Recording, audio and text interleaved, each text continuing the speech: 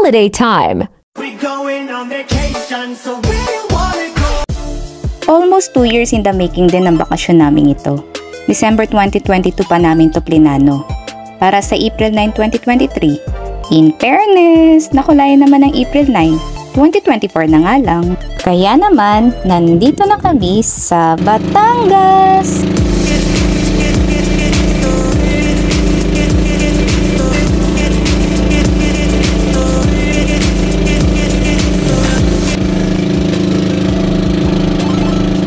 Nag-rent kami ng bangka papuntang Barangay Sampaguita. Kaya lang, dahil na holiday ngayon, sobrang dami ng tao. Walang available na cottage at wala rin naman kami dalang tent. Kaya naman, pinagkasya na lang namin ang mga sarili namin sa isang space sa harap ng Señora Elena Beach Resort. Diyan mismo sa tapat ng signage nila. Nagbayad lang kami ng 50 pesos per head na entrance fee. Then, binigyan naman nila kami ng mas maayos na space at 2 mahabang upuan para may mapaglapagan kami ng mga dala naming pagkain at may maupuan na rin. Then, after namin mag-swimming, pumunta naman kami sa fish feeding and sanctuary area. Ang fish sanctuary ay isang uri ng protected area na nagsisilbing permanent shelter ng iba't ibang uri ng isda upang proteksyonan ng mga ito para sa kanilang natural propagation. Akin na dito para mag-video ni Mavic. Ayan, oh. Yung malalaki. Kain mo na yun.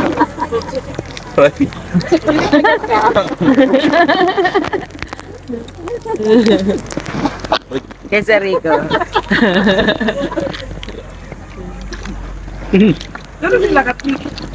Dito po, dito po kape. Yun ang malalaki. Ginanda ko. Sarap yun. Kinain ko nga yung kalahati. Yeah. Ang bago. Dito. Ang sarap yung Skyflex mo. Ang hirap mong huli. Yung kesa Rico. Rico. Akala mo na huli mo na, sir, ano? Hello. Ate. Nagalitan na sila. Huli. Magdawag ko sa ibigay mong pagkain naman para hindi ko pa maalit. Ito pa si Romy, oh.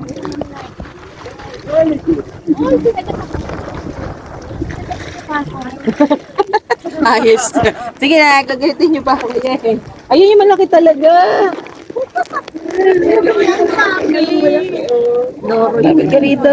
Pirana pala. Ayan, dyan sa Rico, sige. Hello. Lapit natin kay sa Rico para. Kain na kayo. Ayun siya, oh. Yan siya, oh. Sa ilalim siya, eh. Hindi siya nag-iibabaw. Sa ilalim, ano siya, no? May creamy. Sa ibabaw. Ang maibabaw yung ano, yung mga maitim, eh. Kaya ayun siya, oh. Ayun. Punta ko ba sa unang part? Ayan siya, oh. Doon sa isa, sa ilalim talaga yung itim ang Totoo, madami sila dito. ang ibabaw, eh. Ang dami, iba-iba, oh. Dito yun, oh. Sumunod kayo dito, sumunod kayo dito. Dito ang mga makulay. Ito yung malaki. Alam mo kung ano sinasabi ng black? Ano? Madami lang kami, pero kung nag-iisa ako nakikita niya. Ay, nako. Hindi wow. Ayun, oh. Ito yung malaki, oh. Ayun yung dalawa, oh. Ayun, ayun, 3 na sila. 4 na. Nagpupunta na dito. Yan, nako. Yung mga malalaki. Ayun, oh. Yan sila, oh. Ayun, oh. Ito. Ibabad niyo yung paa niyo na. Tapos, Baka may kalyo, baka kainin nila. Kalyo. ayun pa ako. Babad mo, ma'am. Fish pa. Ayun, ayun din. Oops. Ito yung laki, Biko. 3 dala sila.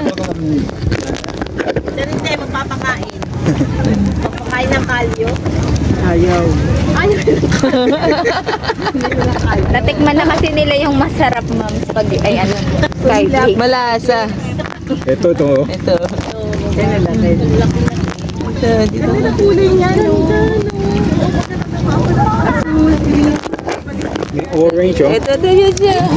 May pagka-violet pa, ano? Yan, Mickey lang. Kaya nga. Kinakain na Hindi siya kasi. maintindihan. Kinakain yan, ma'am? Anong isda yun?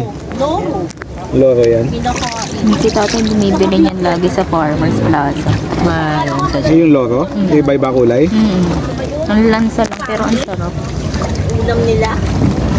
Paborito ni tatay. Hindi pa ako nakatikim yun. Kapag sweldo, yan na, ulam namin, sure. Yan na. Hello, no. Ano na sila? Sarap yun, ma'am, gata. Ginataan. A few moments later. After namin mag-feed ng fish, umuwi muna kami para magpahinga at magmerienda. Then after nun, nag-swimming kami ulit hanggang sa lumubog na ang araw. The next day. Maaga kaming nagising kinabukasan. Ang sarap lang sa pakiramdam, nagigising ka, nasariwa ang simoy ng hangin at nasa tabing dagat.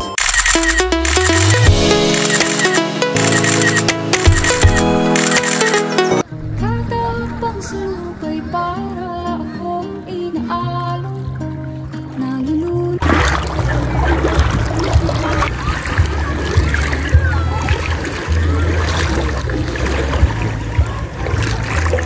Nangyari magaling ka.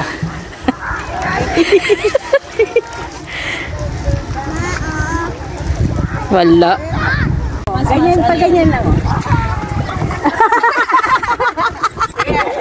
Oh no. One eternity later.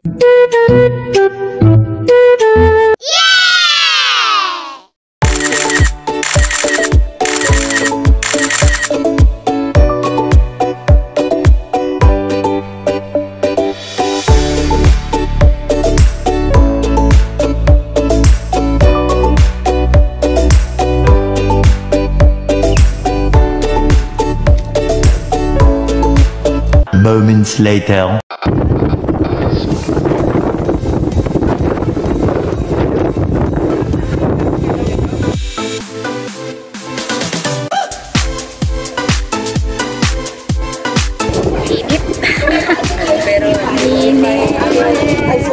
Pero kasama ka talaga doon.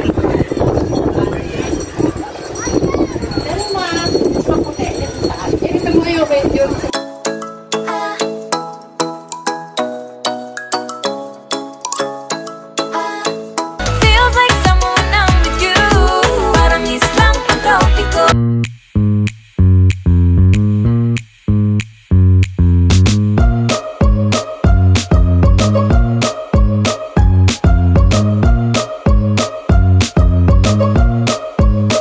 I'll keep believing in magic. Lilipad ako sa dulo ng mundo. More moments later. After 2 nights and 1.5 days na stay namin sa bahay ni na Ma'am Janet sa Mabini, Batangas ay tuluyan na nga namin iyong nitisan. Pero bago kami tuluyang bumalik sa Manila ay nag-side trip muna kami sa isang Instagrammable place sa Cuenca, Batangas, ang Imelda's Garden. Meron doon nakala sa Mga malapitan, elepante siya, oh.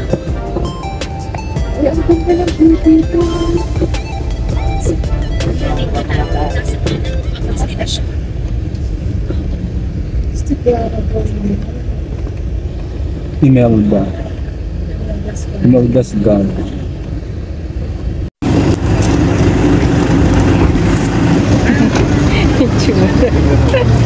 Hindi ako sanay. Hindi ako sanay sa itsura kung ganito. December 2023 nang simulang i-open sa public ang Imelda's Garden. 150 pesos ang entrance fee dito para sa regular adults tuwing weekdays at 120 pesos naman para sa kids below 4 feet. Samantalang kapag weekends at holidays, 180 pesos ang entrance fee para sa regular adults at 144 pesos naman for kids below 4 feet.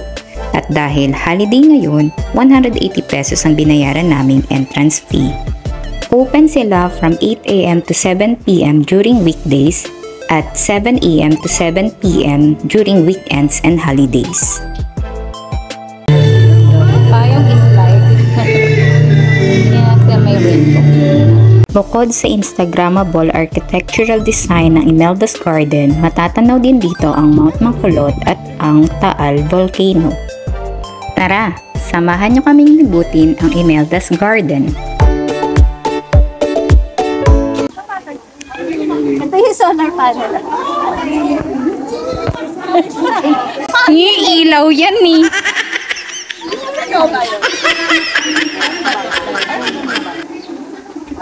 Sa kabila pala mas mayo. Doon ang kaya doon ang akyatan. Dito ako katan mo. Okay. Butterfly and the banga. Sana naman. Game.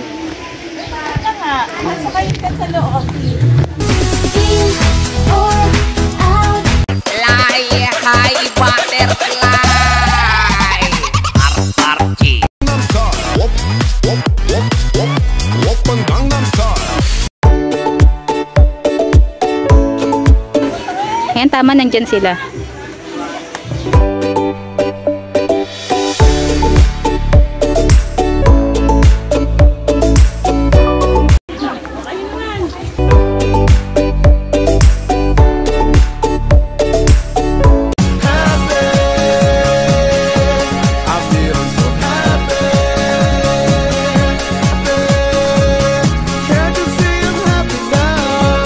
It's a beautiful day, I can't stop myself from smiling. Yeah, we gonna go up. Salamin sa tingin, pwede mo bang sabihin? Itaas ang kamay.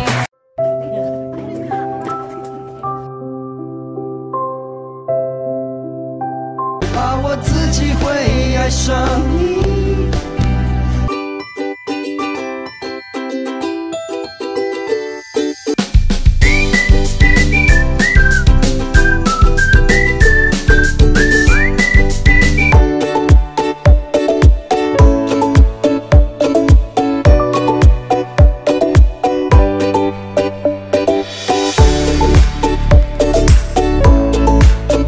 Pagod kamay ang langit, kayong mang taglay.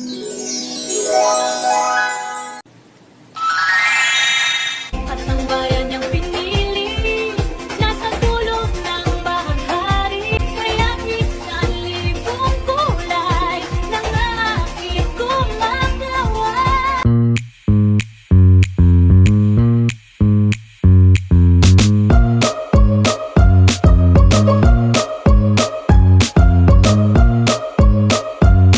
Much later. Nagutom ang mga person, kaya naman nag-lunch na kami sa Lando and Lori's Bani Bani Eatery sa San Jose, Batangas.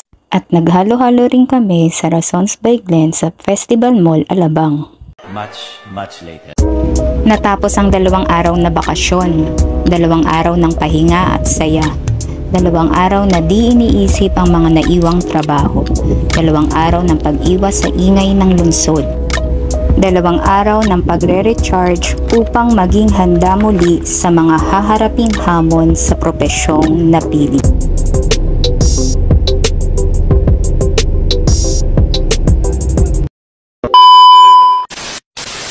Hindi pa namin tinanggal yung mga paper wristband namin. May isa kasi dyan na nag-promise sa akin na babalik daw kami sa Imelda's Garden.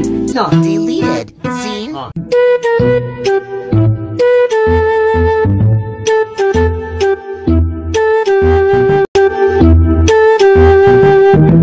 Bababa lang ng hagdan.